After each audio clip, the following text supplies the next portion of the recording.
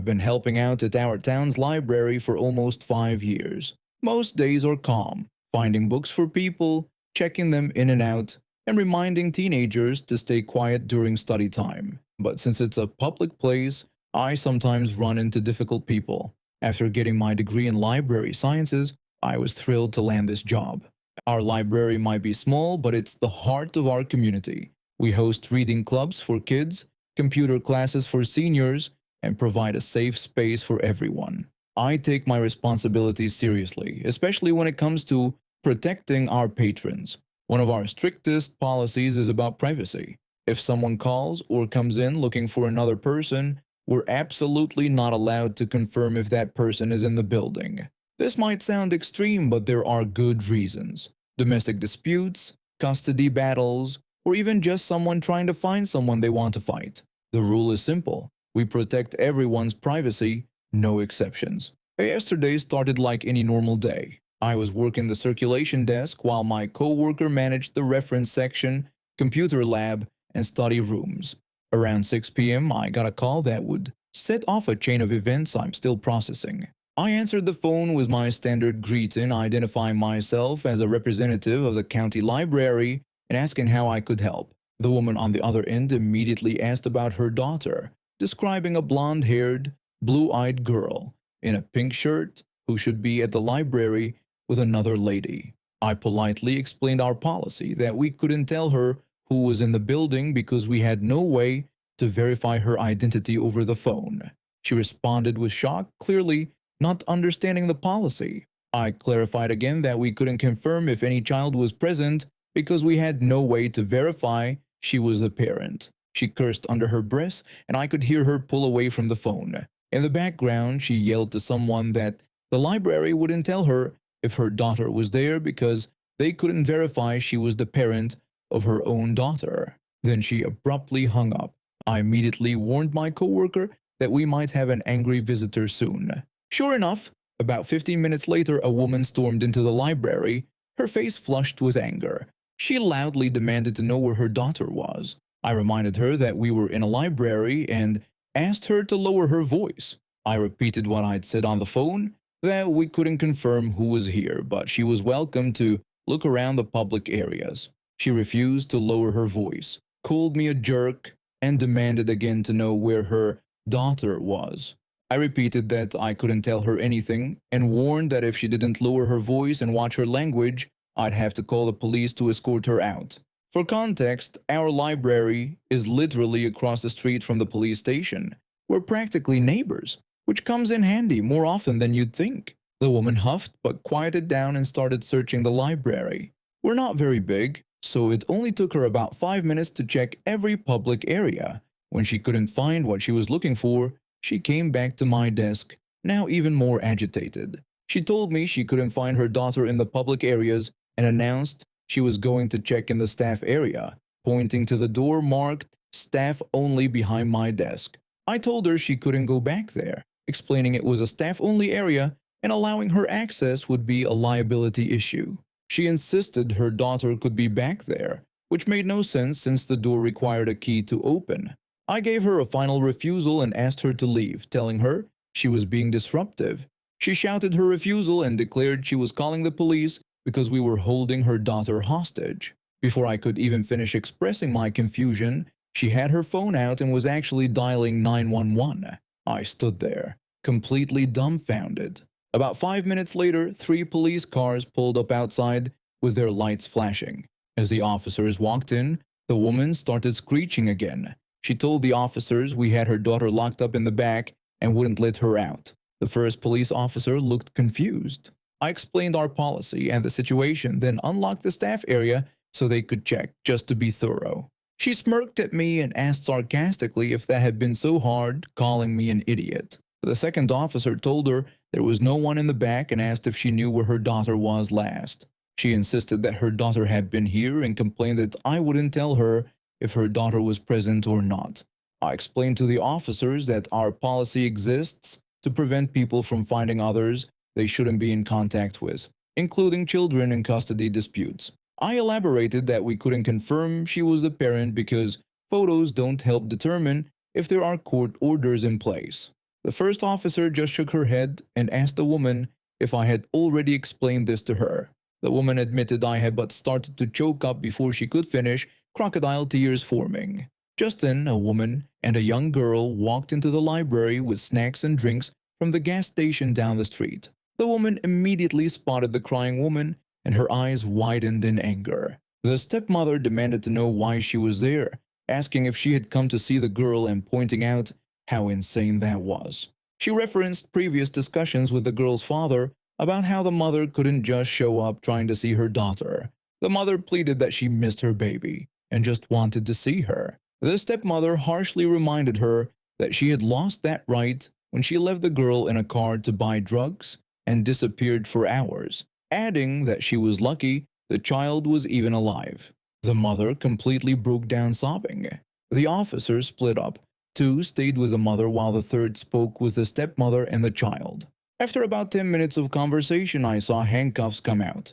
Apparently, the mother had violated a restraining order by trying to contact her daughter, and the call to 911 with false claims was just the icing on the cake. When they led the mother to the police car, she was still yelling about how unfair everything was and how I was to blame for not just telling her if her daughter was here. The stepmother came over to thank me for following policy. She expressed gratitude for protecting her stepdaughter, explaining that the girl's mother wasn't supposed to be within 500 feet of her because she was dangerous when using drugs. I nodded and assured her that's exactly why we have these policies. After they left, my co-worker and I just looked at each other in shock. I guess sometimes those seemingly annoying library policies really do protect people. And if you're ever wondering why a librarian won't tell you if someone is in the building, now you know. I've been in Beijing for about 2 years now. My dad's job brought him here, and since I wasn't working at the time, I came along. The first few months were tough. I didn't know much Mandarin, everything felt unfamiliar, and I stood out a lot as one of the few non-Asian people around. At first, the stares bothered me, but over time I got used to it. That's just part of being an expat. My dad and I have a little tradition where every Friday we cook a nice dinner together.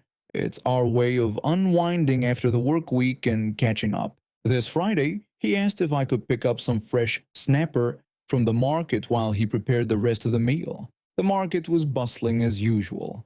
People shouting prices, the smell of fresh produce and fish, and the constant hum of haggling in rapid Mandarin. I'd become pretty good at navigating it all, and I'd even learned enough Mandarin to bargain a little. After about 20 minutes of looking around, I found a stall with some beautiful snapper.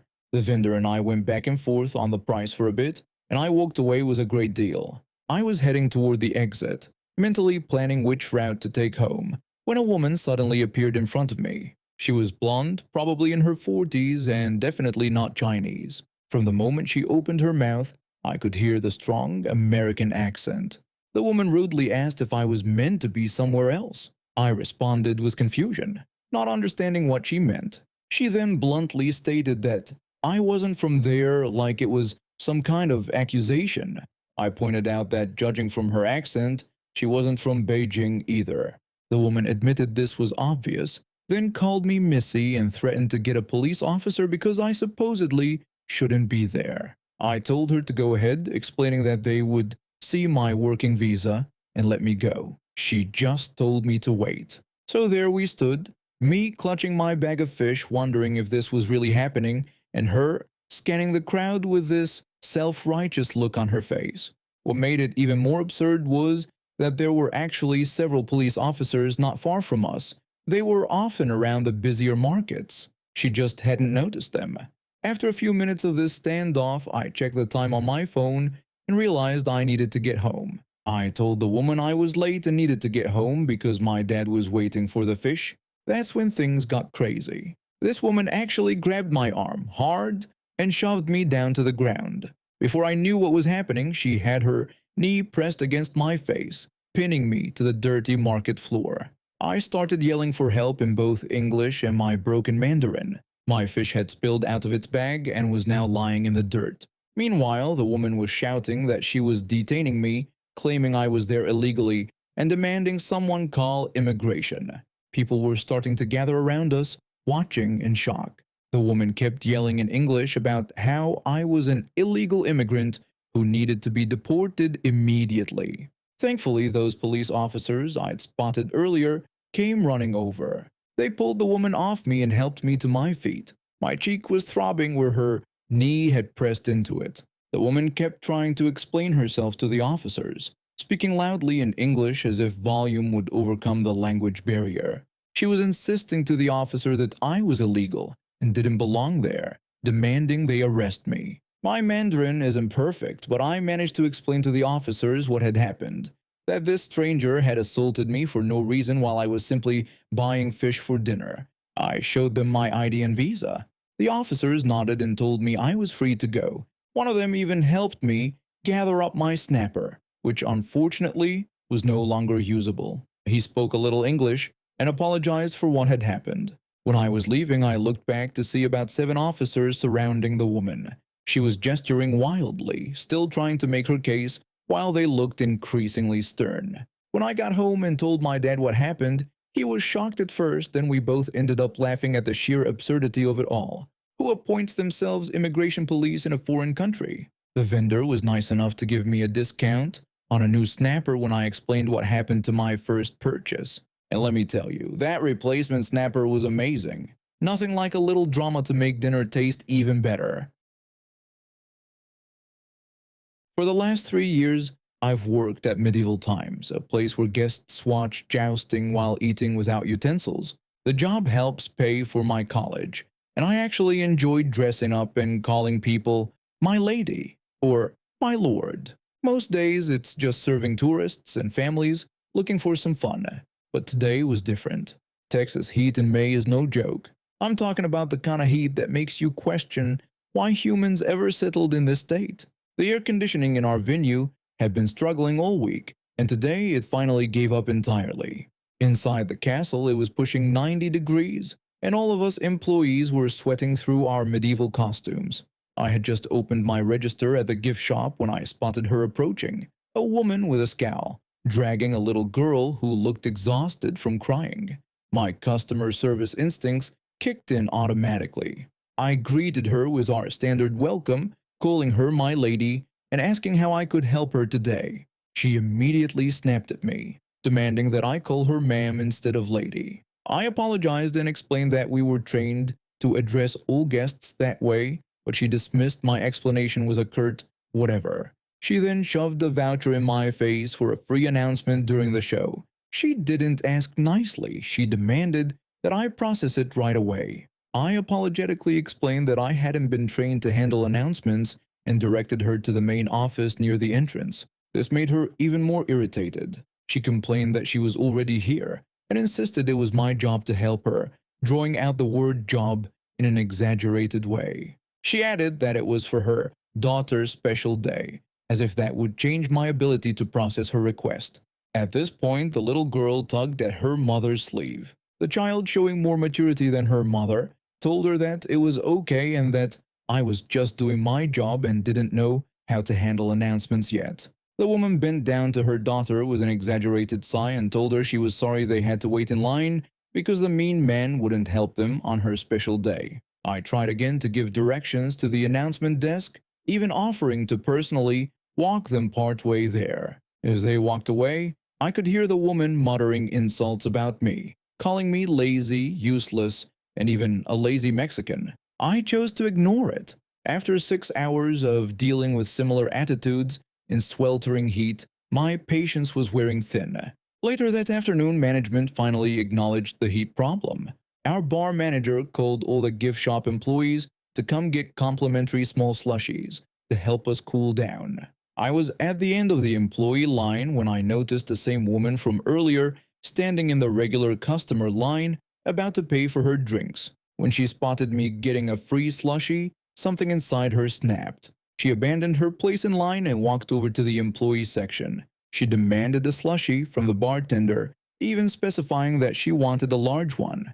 The bartender looked confused and explained that these free slushies were only for employees who had been working in the heat all day. The woman then claimed her baby was burning up because of our faulty air conditioning and that her child was thirsty and dying. The bartender reminded her that admission included free drinks and bottomless refills for all guests. This wasn't good enough for her. She whined that those weren't slushies and demanded one immediately, threatening to report the bartender to management if she didn't get her way. The bartender simply shrugged and went back to mixing drinks. That's when the woman spotted me with my freshly made blue raspberry slushie. She stormed over and cleared her throat dramatically. She pointed at my drink and demanded that I give her my slushie. She claimed her daughter deserved a free slushie and that I could get another one later. She ordered me to hand it over as if I were obligated to obey her. I sipped my slushie while staring at her, utterly bewildered. I tried to explain that I'd already started drinking from it and didn't feel comfortable sharing something with my saliva on it. I suggested she purchase one at the counter, mentioning they only cost $4. She cut me off mid-sentence, insisting she didn't care and demanding I give her the slushie immediately. She then called me an ugly idiot. Now I consider myself a patient person. Customer service has taught me to let most insults roll off my back. But after 6 hours in sweltering heat, being sleep-deprived and hungry, something in me snapped. I told her off, calling her a witch and suggesting she look in a mirror before calling others ugly. I revealed that I had initially planned to offer buying her one with my employee discount, but after her behavior, she wouldn't be getting anything from me. I ended by telling her to have a good day and turned to leave. I turned to walk away. That's when I felt a sharp, painful tug on my hair. This woman had actually grabbed my ponytail and was yanking on it while screaming about the slushie and demanding I apologize. Without thinking, I spun around and my slushie went flying, right into her face and all over her blouse. She lunged at me, scratching my face and arms. Security finally intervened, pulling her away as she screamed about suing me for assault. While security was dealing with her, I noticed her daughter standing alone, looking embarrassed and frightened. The little girl apologized for her mother's behavior and hoped I wasn't hurt. She explained that her mother was always like this, which is why she had wished her father had brought her to the venue instead. My heart broke for her. I went to the bar, paid for a slushie myself, and brought it to her before security took them both away. The smile on her face was worth the $4. Management gave me the rest of the day off to recover. I later found out that the woman was banned from the venue and received a citation for assault. Apparently, this wasn't her first incident of this kind. All of this drama, the scratches, the shouting, the hair pulling over a $4 slushie that she could have easily purchased herself. Some people's entitlement truly knows no bounds. Theater has always been my passion. There's something special about making a story come alive on stage. I've spent the last 7 years working in technical theater, focusing on lighting and sound. Most projects have been tough but satisfying, until I crossed paths with a writer-producer I'll call Karen. A mutual friend suggested me as a director for Karen's show. The script was solid, and she had a great cast, so I agreed to do it. What I didn't realize was that the last director had quit out of nowhere. Looking back, I should have asked why. My first rehearsal was eye-opening. Karen sat in the corner with her script, interrupting every few minutes. She loudly demanded that everyone stop when an actor said them instead of they, insisting this completely changed the meaning of the line. I tried to suggest we continue the scene since it was a small mistake we could easily fix, but Karen refused, demanding they start again from the top of the page. This pattern continued for the entire rehearsal. Karen never watched the performances, she just kept her head buried in her script, marking every tiny deviation. After rehearsal, I tried to talk to her about directorial choices I wanted to make. I explained my idea for staging a scene with a spotlight that gradually narrows. Karen immediately shot down the idea, stating she wanted the whole stage lit. When I tried to explain that lighting design is about creating mood, she cut me off by claiming that since she wrote the show, she knew what it needed. This became our routine. I would suggest something based on my years of experience. She would shoot it down, I would explain why my suggestion made sense, and after 20 minutes of back and forth, she would reluctantly agree. Despite Karen's micromanaging, the cast was incredible. The only reason they stayed was because Karen constantly dangled her industry connections in front of them. She boasted about having producers from major companies coming to opening night. Karen repeatedly promised them that after the show closed, she would introduce all of them to her network. 2 weeks before Tech Week, I realized something alarming. I asked Karen who our lighting designer was. She seemed confused and admitted she thought I would handle all technical aspects of the show. I had to explain that directors don't typically run tech, and we needed a lighting designer, sound operator, and stage manager. I nearly walked out right then, but I looked at the cast and knew I couldn't abandon them. I called every favor I had in the theater community and somehow pulled everything together. Despite all the obstacles, opening night was amazing. The audience loved it. Karen had hired someone to professionally film 2 performances, which turned out great visually, though the audio wasn't perfect. After the final curtain call, the cast asked Karen about her promised connections. When they inquired about getting the industry contacts information, Karen bluntly stated she didn't want them bothering her friends as it would reflect poorly on her. I confronted Karen by email, insisting that she needed to share the contact list as promised. She declared it was no longer any of my business and that my job was done. A week later, Karen emailed me again. She was submitting the recorded performance to a festival and needed all the sound files, marked script, and technical notes right away. I reminded her of her own words that I was not to do any more work on this project. Then I deleted everything, all the files, the sound effects, the lighting cues. Without those materials, she'd have to start from scratch if she wanted to remount the show. Karen called me repeatedly that day, eventually offering to pay me for the files. But it was too late. The last I heard, her festival submission was rejected due to poor audio quality.